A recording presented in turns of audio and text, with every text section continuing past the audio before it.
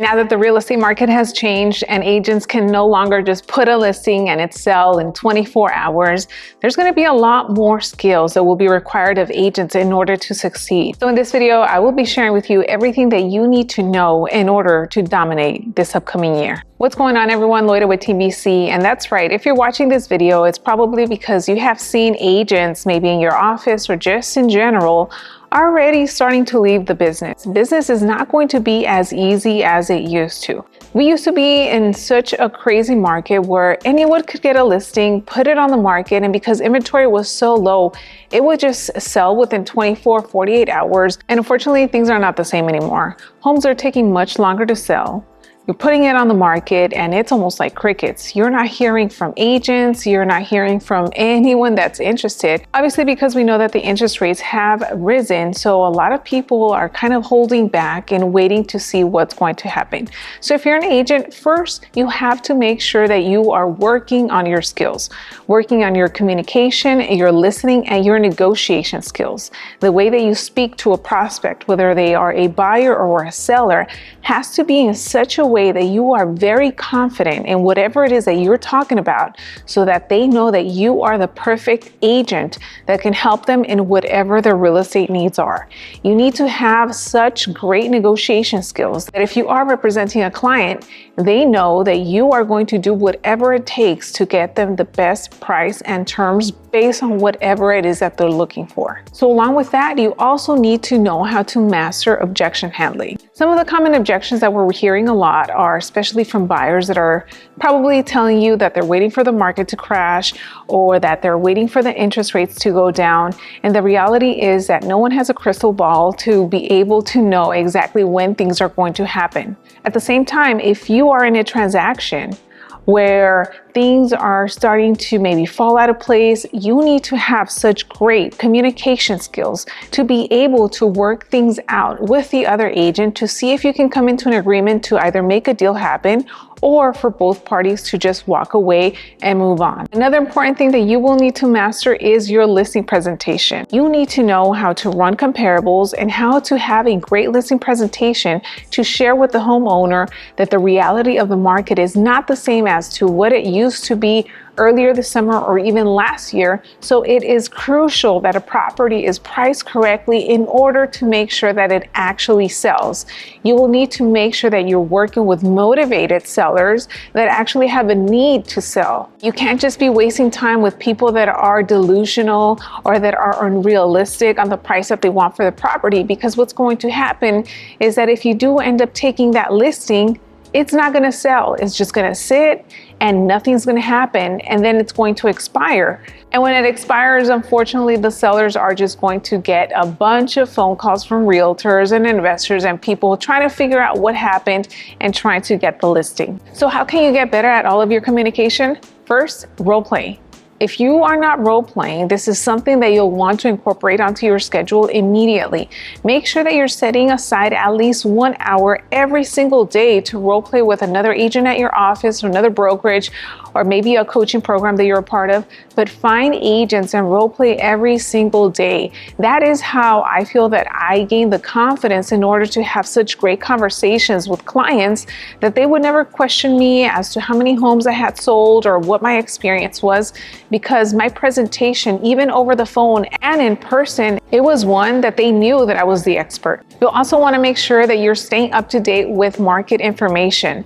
Know how many active listings there currently are, how many pending, how many recently sold, the average price is in the neighborhood, how long it's taking homes to sell. And the reason that you want to know this is because, again, when you're talking to potential prospects, buyers or sellers, you want to make sure that you are coming across as an expert that knows exactly what's going on. There's a lot of uncertainty in the air. There's a lot of people that are holding off from making any real estate moves. By you being knowledgeable with all of this information, they will be able to see you once again as the expert. And whether they do something now or later on, they will remember you. Next thing, how you want to prepare, especially for the upcoming year, is by cleaning up your database and making sure that everything is organized. Right now, you want to make sure that you are already setting aside any people that have told you that they were going to be doing something in the next upcoming months or next year, whatever that looks like. Make sure that you have a system in place, a CRM, where you can keep track of everyone, where you can get notifications on who's doing what and when they're doing it, where you can send out email newsletters and be consistent. Question that I always get is, Loida, which CRM is the best? And you have probably heard this, the best CRM is the one that you're actually going to use and stick to.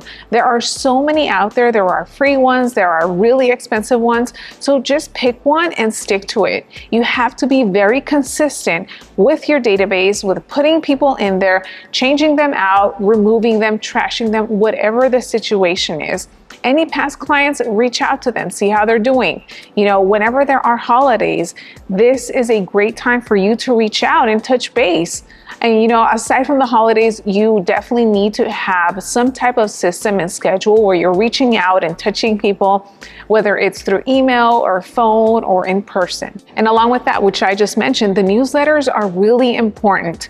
I like to send out a weekly newsletter just because I want to make sure that I'm on top of people's mind. Even if they don't open my email, the intention of you sending out an email is that for those 5 or 10 seconds that they see your name on their inbox, they will think real estate. So whenever the time comes that they have some type of real estate need, or maybe they hear from their friend, a relative, or someone at work that is interested in buying, selling, investing, or doing something in real estate, you will be the person that comes to mind. So what type of newsletters can you be sending out? First, market updates. Those do great. People want to know if the prices are going down or if they're going up, what's happening with the interest rates. So that's one idea. The second idea is send out client testimonials. Did you recently close a transaction?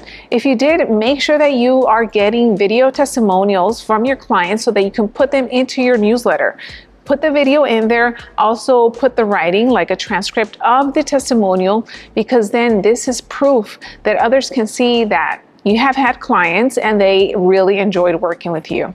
Next is sending out an email where you're showcasing a listing, but what you want to do is that you want to say that this is the deal of the week. Perhaps it's a listing that's priced aggressively, or a listing that has been sitting, or maybe something off market. Whatever it is, it doesn't even have to be yours, but you are showcasing a property for your audience just in case they might be interested in more information. The last, and this is what you can send on the 4th week, is just tips for your clients, tips for buyers and sellers, what to do during a recession, how to start saving some money. These are things that people want to know. So again, I just gave you 4 different ideas for 4 different type of newsletters that you can be sending out. Again, one every single week. Along with that, if you are prospecting, whether it's on the phones or at the doors, you're always going to come across investors. Hopefully by now you already have a database and a list of investors that have reached out to you or that you have connected with. But if you do not have that, start putting all of that into a spreadsheet or your CRM. The reason that you want to do this is because should the market change, or should you come across a property that is a great deal but only for investors, now you have a database of investors that you can send an email blast and call and see if any of them would be interested.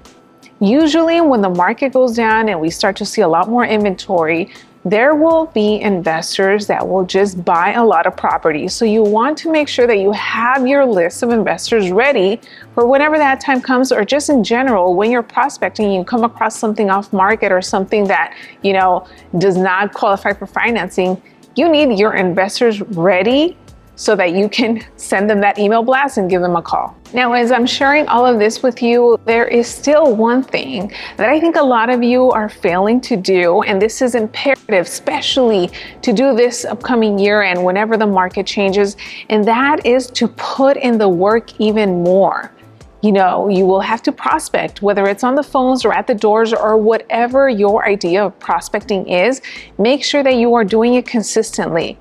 Once again, the more people that you talk to, the higher chances there are for you to come across someone that's looking to buy or sell or invest. So if you're not putting yourself out there, if you're not making these contacts and talking to people, no one's going to know who you are Unless you have been in the business for a really long time and you have an established business, you have to be generating leads every single day. If you don't have any deals going on, then what are you doing? What does your schedule look like? Make sure that you have a very disciplined schedule where you know exactly what you're doing every single hour of every single day. If you're curious as to what my daily schedule looked like, there's a video that you can watch right here.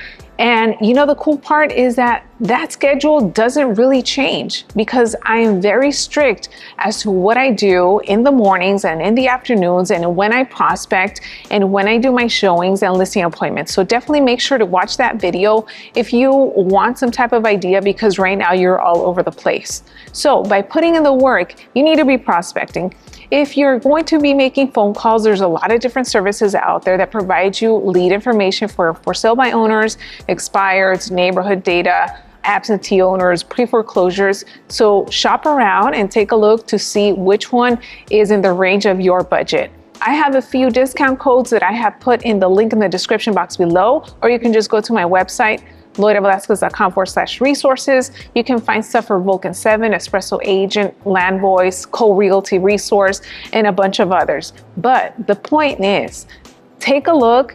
If it's in your budget, definitely look into getting into one of these services, because it's going to be so much easier to get phone numbers so that you can start dialing. If you perhaps don't have a budget to subscribe to one of these services, hit the doors. If you are in a city where hopefully the weather is nice and it's not raining or snowing or any crazy stuff going on, hit the doors.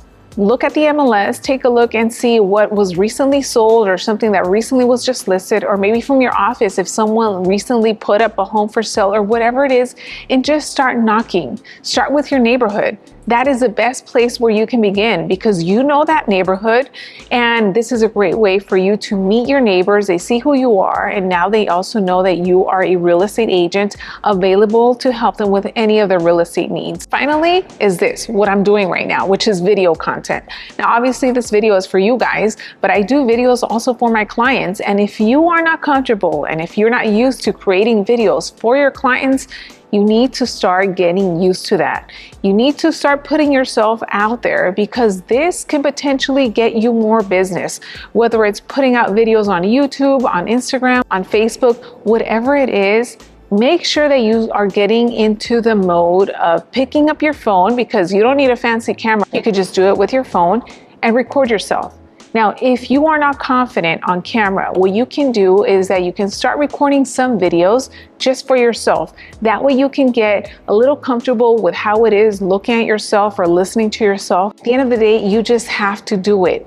This has brought me so much business. Here's a tip that I'm going to give you. Whenever you have a real estate lead, whether you got them on the phone or at the doors, make sure that you get their cell phone number, and later that day or the next day, shoot them a video message where you're thanking them for their time and speaking to you. So by taking all of this information that I just share with you, you will now be better equipped to take on the year as a real estate agent and have massive success. But the key will be that you will need to put in the work. If you're looking to see exactly what systems you need to also take your business to that next level, make sure to check out this video right here, and also this playlist that has a lot more stuff that you can implement immediately.